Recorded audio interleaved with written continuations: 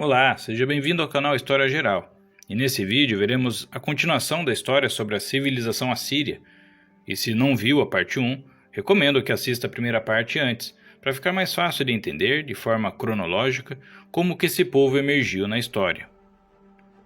Conforme vimos na primeira parte, os assírios trilharam um grande caminho, desde uma pequena cidade-estado até um império de proporções continentais. Através de quedas e ascensões, os assírios se tornaram um império que superou todos os outros que vieram antes deles. Mas antes, gostaria de pedir que deixe o seu like e se inscreva no canal, e deixe um comentário sobre o que achou do vídeo. Assim você ajuda a aumentar o alcance do vídeo para mais pessoas. Ao longo de décadas de conquistas, os primeiros reis neo-assírios trabalharam para reconquistar as terras que já tinham sido deles desde o Médio Império Assírio, mas que havia sido perdido com o tempo. O período nomeado de Império Neo-Assírio começa a ser contado quando o rei Assur-dan II morre, e o império começa a aproveitar a fraqueza dos estados vizinhos e a expandir suas fronteiras. E durante o reino de Assur-nazir-pal II, o Império Neo-Assírio tornou-se o poder político dominante no Oriente Próximo. Assur-nazir-pal II marchou para a costa do mar Mediterrâneo, coletando tributos de vários reinos no caminho. E durante o seu reinado, a capital foi transferida para longe de Assur, a antiga capital, e designou-se a cidade de Nimrud, em 879 a.C., como a nova capital do império.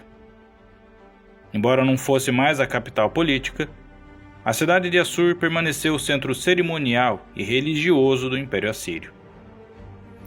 O filho de Assur-nazir-pal II, Salmaneser III, também comandou amplas guerras de conquista, expandindo o império em todas as direções. Porém, após a morte de Salmaneser III, o Império Neo-Assírio entrou em um período de estagnação política, sendo que a nobreza permanecia em uma constante briga por poder e destaque, fortalecendo assim o espírito rebelde das províncias e o enfraquecimento do exército. Poderia ter sido o fim desse império se não fosse pelo rei Tiglat-Pileser III, um general que depôs o rei Assur-Ninari V e que consolidou seu poder na corte e que, através de suas campanhas militares, dobrou a extensão do território assírio. Conquistou e tornou em reinos vassalos os povos da Babilônia, Palestina, Israel, Judá e Síria, e tomou o território filisteu de Gaza.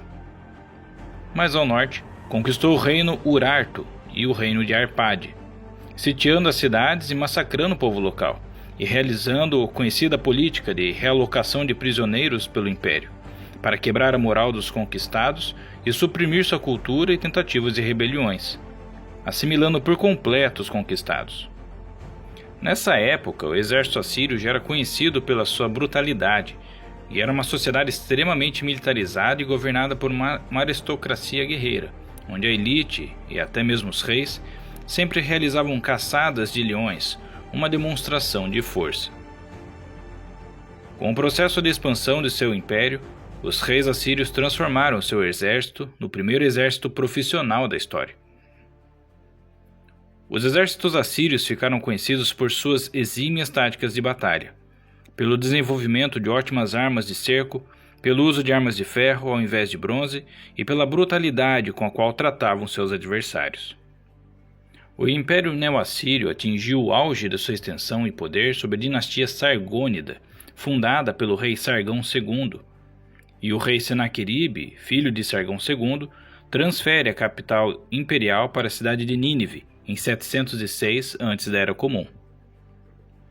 A conquista do Egito em 671 a.C., pelo rei Esaradon, levou a Assíria a sua maior extensão em todos os tempos. E já sob o reinado de Assurbanipal, herdeiro de Esaradon, termina com a conquista do Egito, tornando o Egito em um reino vassalo em 664 a.C.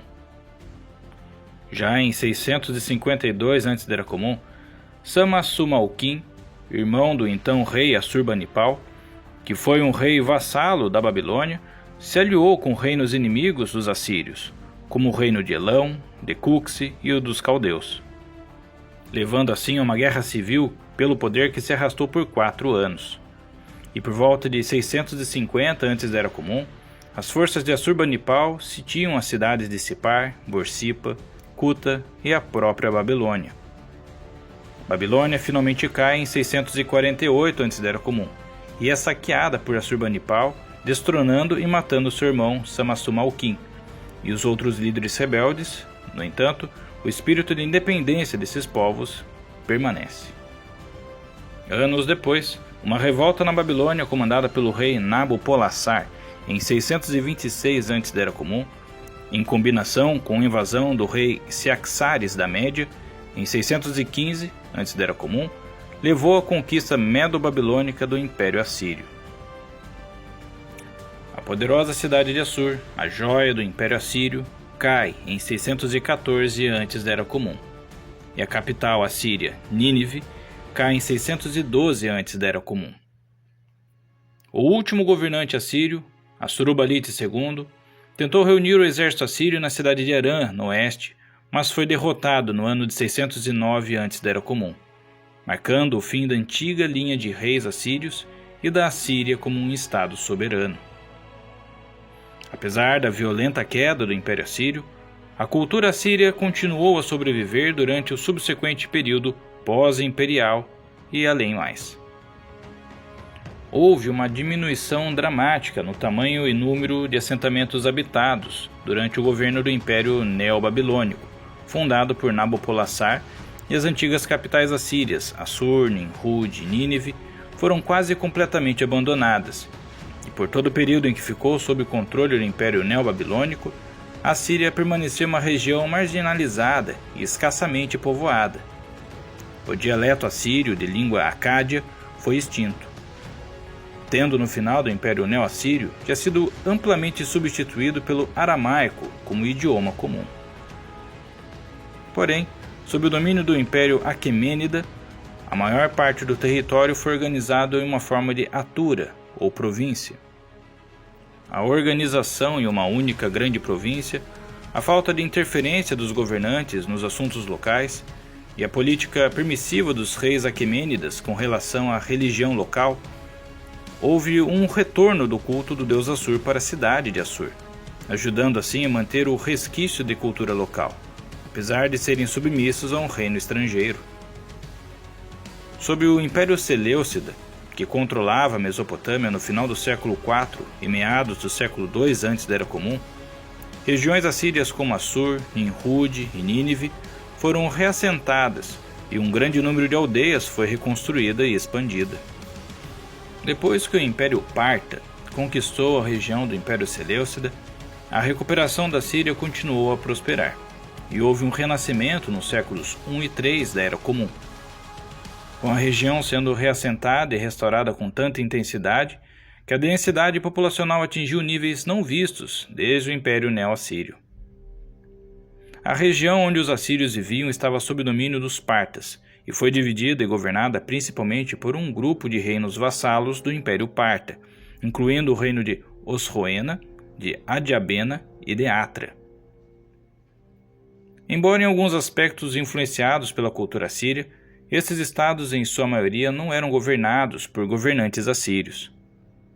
A própria cidade de Assur floresceu sob o domínio parta, e os governantes suzeranos de Atra podem ter se visto como os restauradores e herdeiros da antiga linhagem real, tendo assim até mesmo o templo antigo do deus Assur sendo restaurado no século II da Era Comum.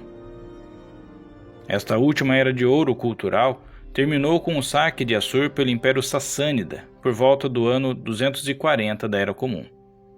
Durante o saque, o templo do deus Assur foi destruído novamente e a população da cidade foi dispersada.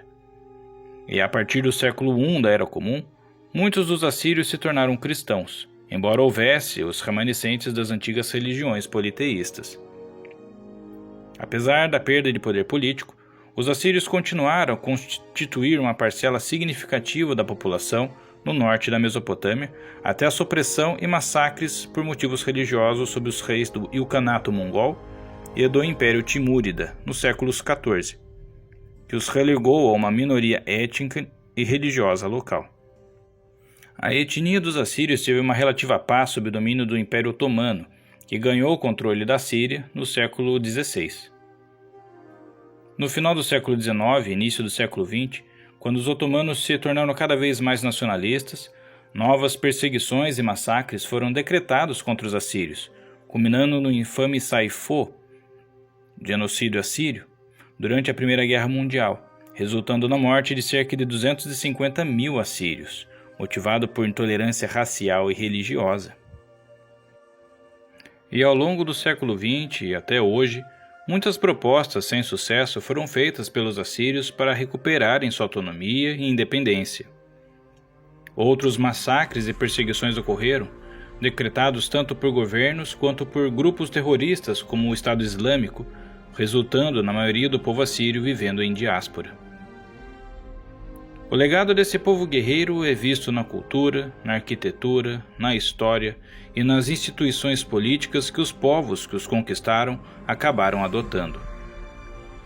A tenacidade desse povo é tanta que até mesmo hoje podemos afirmar que eles ainda existem entre nós, não como governantes brutais e expansionistas, mas existem como detentores de uma cultura milenar, única e preciosa, que deve ser preservada.